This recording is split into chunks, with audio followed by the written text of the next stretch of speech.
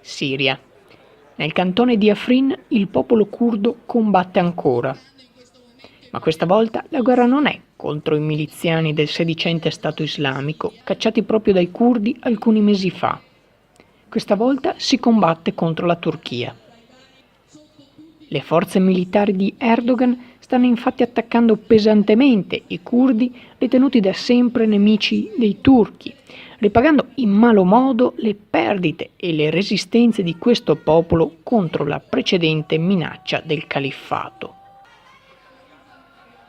Un'aggressione militare in piena regola di Erdogan che mira a conquistare queste popolazioni forte di un'alleanza con Putin e della propria presenza all'interno della NATO.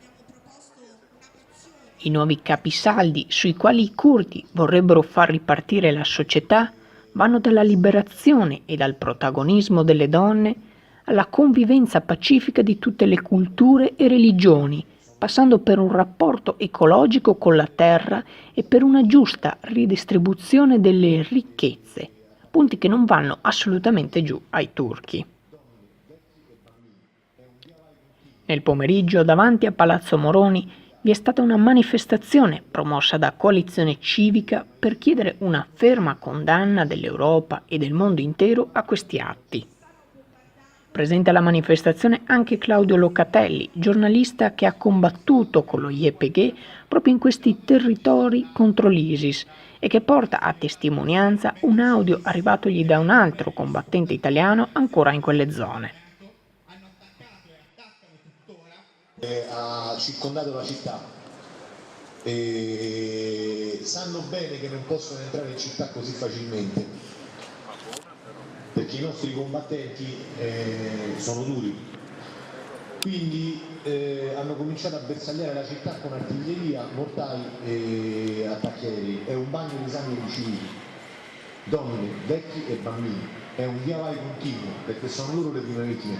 Noi da militari più o meno ce la tagliamo, ma i civili che hanno scelto di non andarsene, qua veramente la gente che se ne va è pochissima, anche perché primo non vogliono abbandonare le loro case, secondo non sanno dove andare, dove vanno, dove scappa la gente, quindi stanno qua, è un via vai continuo di ambulanze, di morti e feriti. Il mondo deve intervenire, questo è un crimine contro l'umanità. La manifestazione di oggi mira non solo a condannare, ma anche a non dimenticare mai la guerra di questi combattenti prima adulati e ora oscurati.